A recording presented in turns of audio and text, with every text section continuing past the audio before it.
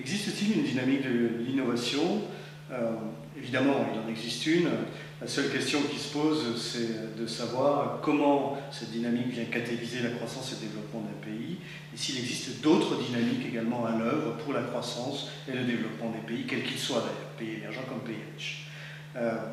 Il y a probablement trois autres types de dynamiques qui viennent interférer avec l'innovation. La dynamique propre de l'innovation, la dynamique des groupes sociaux, et puis une dynamique qui est celle du pouvoir et une dynamique démographique. On les passer en revue rapidement, chacune. La dynamique de l'innovation, c'est évidemment, vous en souviendrez probablement, c'est celle énoncée par Schumpeter et qui reste très actuelle. Elle repose sur deux paramètres. Premier paramètre, c'est la propension d'un pays à innover. Et cette propension, elle dépend d'une série de facteurs. Des facteurs humains, ça peut être l'esprit créatif, le goût du risque, le goût de l'aventure. Ensuite, il y a également des facteurs technologiques, la recherche fondamentale, la recherche appliquée, la capacité à transformer ces innovations en existence sur un marché. Et puis, vous avez des facteurs financiers, l'allocation des ressources. Facteurs financiers qui, bien évidemment, sont dépendants d'acteurs privés, mais également d'acteurs publics. Je veux parler de l'État, je veux parler des grandes et des petites entreprises. Ça, c'est un premier paramètre. Deuxième paramètre, au-delà de la propension à innover, il faut savoir comment cette innovation est reçue dans un pays, comment elle est reçue dans un système économique et financier. Et là, je crois que c'est important parce que la réceptivité de l'innovation, elle conditionne quelque part sa diffusion plus ou moins rapide. Ça veut dire quoi? Ça veut dire tout simplement que plus vous avez la capacité à détecter l'innovation sur un marché, plus vous êtes en mesure de répondre très rapidement aux besoins de ce marché avec les meilleures applications technologiques que vous avez en main au niveau de votre recherche. Et à ce titre, l'exemple de la France est intéressant parce que la recherche est très solide, l'application est peut-être un petit peu plus fragile. Voilà. Au-delà de cette dynamique de l'innovation, deuxième type de dynamique auquel on ne réfléchit pas forcément toujours, c'est la dynamique des groupes sociaux. Vous vous souvenez que l'innovation n'existe que si elle est adoptée par un marché social. Il suffit de partir de choses aussi simples que ça pour se demander quel est l'impact d'une dynamique des groupes sociaux sur l'innovation et donc sur la croissance ou le développement d'un pays.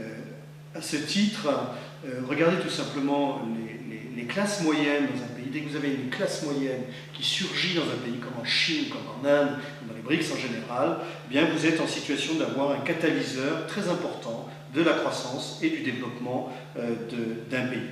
Pour peu, bien sûr, que l'environnement politique et réglementaire permette cet épanouissement. Et là, vous avez des pays qui sont tout à fait en situation d'avoir des groupes sociaux extrêmement dynamiques, comme l'Inde, comme la Chine, d'autres qui le sont un peu moins, d'autres qui sont probablement un petit peu gênés par justement l'épanouissement de ces forces sociales au regard de la réceptivité, de leur réceptivité à l'innovation. Côté pays occidentaux, ce qui est intéressant à voir, c'est que nos populations, on a des classes extrêmement solides au niveau des classes moyennes, c'est clair, en possession de tous leurs moyens, la récession dans laquelle on est. Le problème, c'est que ces classes-là, elles ont un esprit d'initiative très fort, toujours présent, mais le mental n'y est plus.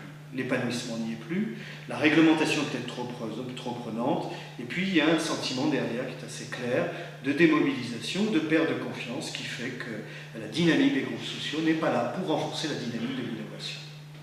Troisième type de dynamique, c'est la dynamique qu'on appellera la dynamique de domination. Dynamique de domination, elle s'exerce en fait au travers d'un certain nombre de choses qui s'articulent plus ou moins bien entre elles.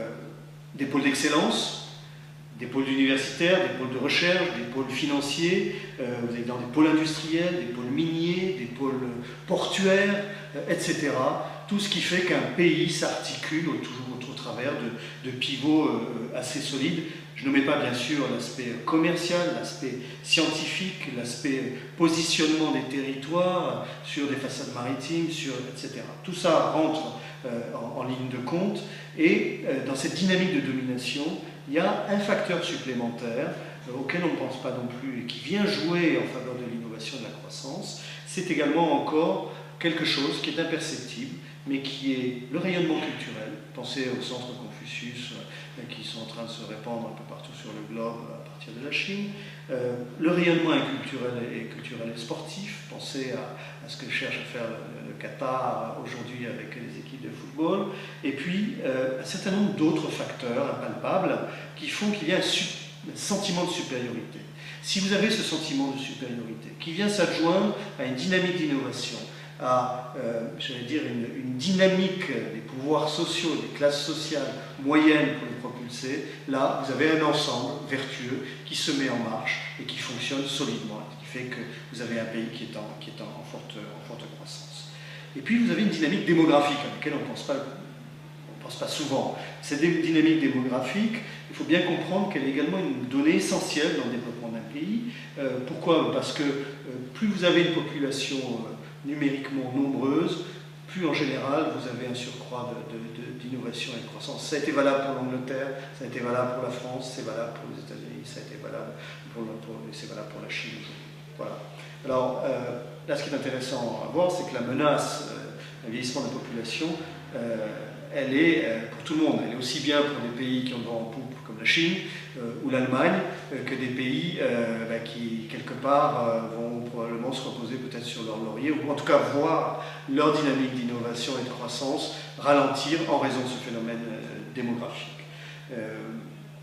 Je pense qu'au-delà de ce phénomène démographique, l'essentiel à retenir, c'est que si vous avez une dynamique de l'innovation avec de la recherche, etc., tout ce qu'il faut derrière, si vous avez des classes moyennes qui sont solides, qui sont bien dans leur peau, si vous avez quelque part une réglementation qui est astucieuse, bien adaptée, que vous avez le facteur démographique, plus ce facteur de domination, entre guillemets, ce facteur de supériorité, qui fait que vous êtes bien dans votre peau, vous avez un mental solide comme un sportif le fait dans n'importe quelle compétition, que vous avez derrière la capacité d'inventer, la capacité d'invention, donc de trouver des nouveautés, la capacité, en d'autres termes, à bricoler, et que derrière vous avez la capacité de trouver des solutions adaptées à des besoins sur un marché, ou sur des marchés, pas simplement le vôtre, mais des marchés externes, eh bien vous avez une réelle dynamique de l'innovation, et derrière vous avez une croissance et un développement.